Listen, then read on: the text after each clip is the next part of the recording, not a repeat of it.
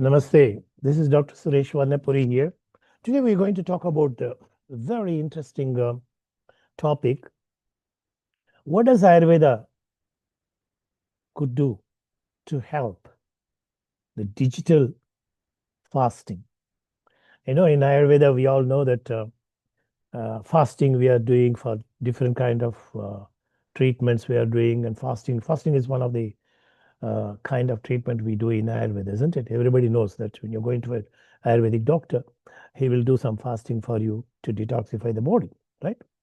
So today we're going to topic is the detoxification of human body along with the digital detoxification.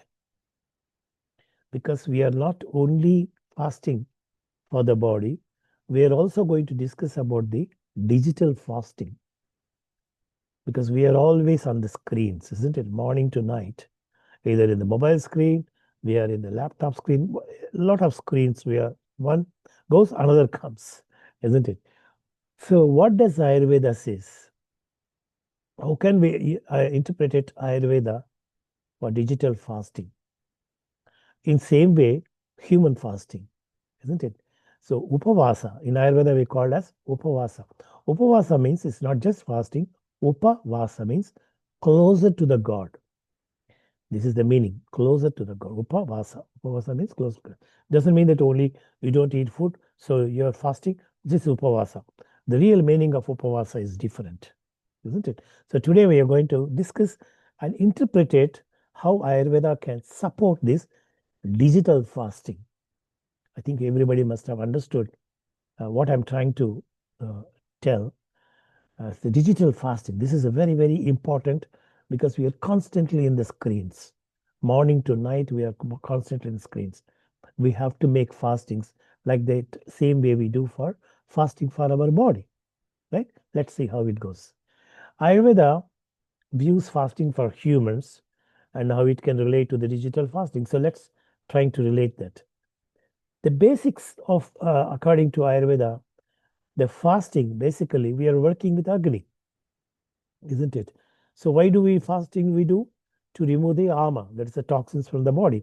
Everybody, all the practitioners in Ayurveda, they do understand the value of Agni and how important it's important for our digestive process, isn't it? The same way, Agni is also present in the neurons. So neurotransmission occurs through the Agni, right? Consistently, there is a neurotransmission is going on in the brain. So when we are watching screens, when you are watching mobiles and all these things, so consistently there is a neurotransmission, higher, higher frequency of electrical discharges take place whenever you are on the screen, especially if you're on social media, Instagram, basically Instagram, which I watched it. I always call Instagram as a vatagram, isn't it? So it is the vata, it's a dopamine. It's constantly secretions. So how to avoid this? How to fix this? How to reduce this extra neurotransmissional change taking place in the brain? Can we do it? Human fastings. Is it related to this topic or not? We're going to explore this today. Moderate fasting, it's good. Moderate fasting like 6 hours, you're not eating anything. 8 hours, you're not eating anything. That's fine, fasting. But fasting also should be done according to your prakriti. Vata, Pitta, Kapha, we all know the doshas. According to Vata Prakriti, according to Pitta Prakriti, according to Kapha Prakriti, you should design the human fastings. And one cannot do the fasting irrelevantly. Suppose I have Pitta Prakriti is there. Can I do fasting consistently? Also, we should discuss about that. If I have Vata Prakriti, can I do fasting regularly? Also, there's a debatable. So we need to analyze properly what dosha suits for what fasting, isn't it? In the same way, there is a neurotransmission, higher neurotransmission is going on in the brain while we are working with the mobiles, consistently Instagram, scrolling of Instagram consistently, the brain gets accustomed to this kind of dopamine exacerbations, isn't it? So we need to see how to prevent this. And the same way what we do the human fasting in the body, same way what kind of fasting, digital fasting should be done. Does the doshas has does the digital fasting has got dosha influence on them? Is there any doshas which influence the digital fasting? Or by doing digital fasting, can we influence any doshas? This we need to analyze today. And usually what happens is if you are doing too much fasting, usually it provokes again vata dosha, isn't it? So one has to be careful when we are doing the doshas, when we are doing the fastings. So vata, basically, we all know the vata lakshanas, we all know it's dry and it's, cold in nature and everything. And for this kind of vata prakriti people, we need to give more fluids. Less fasting should be done for them, isn't it? Not too much fasting like a kapha prakriti people. So we have to be careful with the doshas. What I mean to explain you people is, fasting cannot be done in the same way for all the doshas, right? Right. Pitta, Pitta Prakriti people, you need to be again careful and may feel excessive heat. When we are doing fasting, they may feel more heat, irritability. If fasting is overdone, too much of time is given, then they can get into the problems. And kapha is very good for fasting. You can give generously long time for the kapha too, for the kapha Prakriti people, isn't it? And Ritucharya, the seasonal and individual factors, fasting types and durations should align the season, age, health status, everything. To see the age of the person, health of the person, and the ritu. For example, kapha season is spring, right? Vasant Ritu, spring season. So there you can apply this fasting rules much more, isn't it? So again, we need to be careful which season this fasting can be good. So like this, it is. Okay. And what are the other guidelines first Ayurveda gives is the daily practices. Every day also you can do some fastings, isn't it? Every day we can do some fastings. Like for example, like dinner you can take, not to take too much of food, isn't it? You can split the food into two to three times per day. Give the time between minimum 4 hours time. And evening you try to eat early dinner so that you will have you're almost fasting. This is nowadays it's called as intermittent fasting, isn't it? Intermittent fasting. This is 7 o'clock in the evening to next day morning, 7 o'clock or 8 o'clock in the morning. You break the fast, isn't it? Upavasa, again I told you, Upavasa is a spiritual understanding. You're closer to the God. You're Here God means you're closer to your own consciousness, isn't it? Upavasa, closer to your own consciousness. So when you're eating food, all the time our mind is focusing on the food, food, food, food. The body is also concentrating on the food. Once you remove the food for some time, then you are connecting within your own yourself, isn't it? The mind and body and spirit will connect with you in one axis when you're not in the taking of food process, the process of taking food whole day. The whole mind and body is concentrating only on the food. That's why we have to detach it for the body. It's very, very important. That's why fasting is very, very important. Warm water, herbal teas, warm water, herbal teas, cumin, ajwain, fennel, all these things you can mix it and drink together. Cumin water is very good to improve the Agni and all the body. Easily digestible foods, khichdi, moong dal, these kind of things you can do.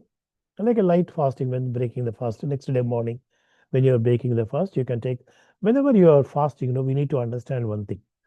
When the fasting ends, you need to start in a liquid food, then semi-liquid, then semi-solid, then solid. Gradually you should increase the food because your Agni is in different kind of state it is. Sometimes Agni goes down and your sometimes Agni goes up. So there is a variability is there. So once the fasting is done, usually Vata increases. Long term, if you're not eating food, definitely Vata increases. So you have to start with the light food, then take into the higher level. So avoid heavy fried, cold or sour foods that aggravate Agni and Vata. So don't take suddenly heavy foods. So you have to slowly increase that. And align meals with the natural circadian rhythms. Avoid late dinners are very, very dangerous. Late dinners always affects the human physiology and your spiritual process also. It's very important to have early dinner. So you have a time, you have an ample of time before sleep. Actually, I always practice, tell my students also, before going to bed, you should sleep on empty stomach. Hungry is different, empty stomach is different, isn't it? Empty stomach is the digested food is already digested. Hungry means you're feeling hungry, the Agni is very high. Here Agni is gone down and appetite is closed. No appetite is there. There is a difference. Agni comes in between this empty stomach and hungriness, isn't it? So when you are sleeping on empty stomach, the entire night, the liver detoxifies the cellular structures in the body. Otherwise, the liver, pancreas, everything should work on the food which you are consuming the late night. When you finish the food in the early dinner, then the liver has got double functions. It has to detoxify the body. It not only helps in the metabolism, it has to detoxify the body, isn't it? So like that, people with diabetes, pregnancy, all there are special areas where we need to not to give fastings. All these people should be avoided. So we have to see the doshas here. We have to see the contraindicated people. Everybody should not do fasting. But everybody can do digital fasting, isn't it? Digital fasting everybody can do because it balances the doshas. It brings down the vata. What happens with digital fasting? It brings down the vata. Basically, all the mental faculties, digital, there's a social media, all these things, digital process. All these things affect the mental faculties, isn't it? We all know that the buddhi, ahankara, chitta, manas, four are there, mental faculties. And digital detoxification means you are stopping the digital fasting is, what is the digital fasting? You are stopping the perception, visual perception, which goes into the mind, then buddhi, then ahankara and chitta. So the transference of the messages coming from the external sensory system is blocked. And there's a continuous scrolling in the Instagram, continuous scrolling in the Facebook. Never it stops. There is no end in the Instagram if you keep on going. There is no end. So the anticipation, the brain anticipates what is the next will come. Dopamine increases. So that sudden increase of dopamine we need. Stopping of the sudden increase of dopamine is digital fasting, isn't it? So like that it is. And what Ayurveda, and of course there are contraindication we discussed diabetes because they have low immunity and some low immune people and low hemoglobin people, anemic people. There are certain health conditions where you should not do the you should do you should not do the fasting. But of course they can do digital fasting. There is no contraindication for digital fasting, but there is a contraindication for human fasting. There's the big difference sitting there. Ayurveda and digital fasting, digital detox. Ayurveda does not talk about the only physical nourishment. It also prioritizes the mental clarity, sattva. What is that which affects? What is the digital Screen observation, constant digital screen observation. What affects is what kind of guna? Three gunas, we all know sattva, rajas, tamo gunas. Sattva is affected by the consistent digital screening, isn't it? So, what we should do for that? So, the digital fasting can be approached by, in Ayurvedic terms, by focusing on what affects mind stability and sleep. Sleep is a very important part of digital fasting. Most younger generations work in the night times. This is very dangerous because melatonin releases at around 11:30 to 12 in the night PM. Then early morning 3:30 to 4 o'clock the melatonin is released. Ayurveda very nicely they explain 6 to evening 6 to 10 in the evening is kapha period, 10 to 2 is vata pitta period, 2 to 6 is vata period, isn't it? So the pitta period is very important where the hormones, enzymes, everything is released in the brain or elsewhere in the body. So the digital fasting, one of the best way to digital fasting is sleeping on time, isn't it? Sleeping on time and also human fasting, finish the early dinner, have ample of time, sleep on time, 10:30 to 6:30. Allow the melatonin to release from pineal body in the brain.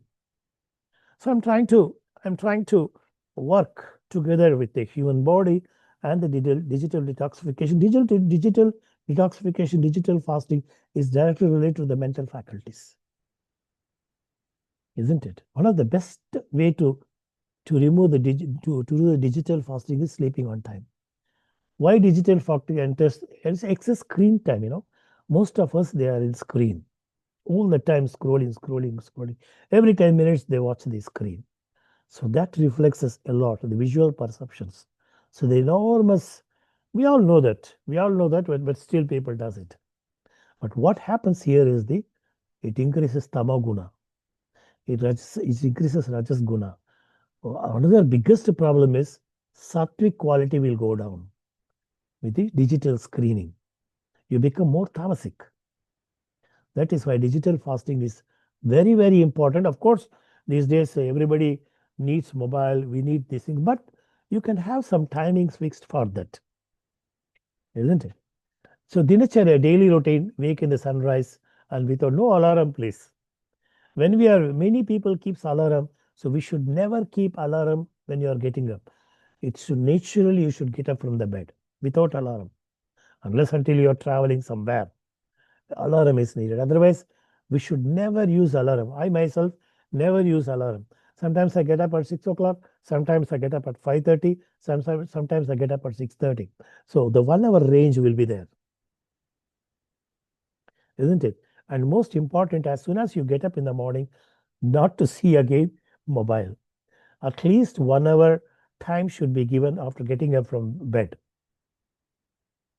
Because when you are sleeping, you are in the delta waves. We all know the brain waves, beta wave, alpha wave, theta waves, and delta waves, isn't it? And same thing is to the sattva, rajas, tamo gunas. For sleep, tamas is very important. If you're disturbed, if you're not sleeping on time, so melatonin increases and tamas is also disturbed, isn't it? And the sattvic environment, calm, screen free zone during meals, and while eating food also it's very important not to see the mobile, not to see these things. So just stay away from these things. It's always best. My suggestion is 1 hour before going to bed, you stop all the things. Just take a pen and book, write something. Unfortunately, these days, we don't write anything in the book. Everything you have the notes in the mobile, you have notes in your typing, you're typing. But are we writing? We are missing this writing. When you are writing, the new neurons rises in the brain. New neuronal activity takes place in the brain. It's very important to make a habit of writing in the diary before going to bed. Writing your plan in the daytime also. So try to not to write in the mobile. So if you are typing, It has nothing to do with the brain. But if you are writing with the pen, it has got different uh, functional effect in the brain neuronal system. Okay. And the most important, when you get up in the morning, well, first 1 or 2 hours, try to do early morning, drink hot water. It's cleans, after the fasting until night, you're cleaning the body. So you are already doing human fasting over the night. And when you're getting an over the night, you're also doing digital fasting by sleeping. By sleeping, you're doing digital fasting. By sleeping, you're doing human fasting. So when I get up in the morning, drink hot water, then you go to toilet and everything, and again do pranayama. Very, very important pranayama. It just elevates your sattva level in the brain. From tamasic quality, from tamas, you're coming back to the sattva. Of course, after sattva, you're coming back to the rajas later. That is, you're going back to the beta waves. So from theta waves, you're coming back to, from delta waves, you're coming back to theta waves, then you're coming back to alpha waves, then you're coming back to beta waves. So entire day we are working with the beta waves only. There is only rajasic and rajasic entire day. So digital fasting is very, very important. And also food choices. Take some warm foods, cooked food, light spices food early morning to improve the Agni. Okay. And Ayurveda aligned and designate tech-free meals, without mobiles and all these things. So there's one more is a digital sunset period, a set time in the evening when devices are off, replaced by evening walks. Try to walk in the barefoot in the gardens. It's important because we are Parthiva Deha. That means we are made up of Panchamahabhutas. So it's very important to walk on the ground without any shoes. And wherever the grass is there in the parks and all, very important. Evening walks you can do without mobiles. This is also digital fasting, isn't it? So we are not telling that you should not use mobiles. We can use mobiles, but a frequent fasting is important to stabilize the sattva, to balance the trigunas, right? And morning screen light breaks, avoid scrolling on walking. Instead, sip warm water, do 5 to 10 minutes of pranayama, or even 30 minutes. I do for 45 minutes. And a week long, a monthly detox planned, at least a weekly once, out of the screens. Absolutely nothing, no mobile, no internet, nothing. Just write the books and talk to your friends, walk out, just go outside somewhere. Weekly once. That's a digital fasting. So early walk, warm water with lemon and ginger is very good to Agni to improve. So digital fasting in association with Agni, it's very good combination. It is Agni we need to focus. I balance the Agni at the same time. Digital fasting also can be done. So and the evening times, sleep on time is very, very important, and we need to know when to fast, when not to fast. What doshas are important for fasting? When you are a Vata Prakriti, you have to be very careful. Your Pitta and Kapha, okay, but still you need to watch if any diseases are there or something. According to that, you need to plan the human fasting. For digital fasting, any dosha is okay, isn't it? So all the doshas will be balanced by digital fasting, right?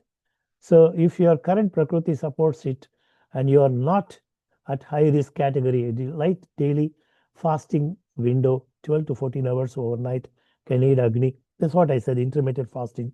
Well, most people are there doing, but in Ayurveda, we already knew that. If you are Kapha Prakriti, it's better as less food as possible. As early as possible, you finish the dinner.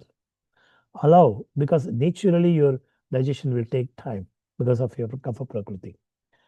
And gentle fastings and my suggestion is Abhyanga is very good. Time to time, because Abhyanga can divert your mind from screens. Shirodhara Abhyanga, fantastic treatments to divert you from the mobile screens have a great effect on the associated with the balance in the doshas. So this is how a simple what do you say, assessment of understanding the physical fasting, digital fasting, physical fasting, digital fasting. This we need to understand. And Ayurveda has got a fantastic approach for the both of them. I wish everybody follow this concept, and I'm sure you should be much better with your health. And I keep coming back to different kind of videos, understanding the present day situations and how Ayurveda can help us. Thank you very much.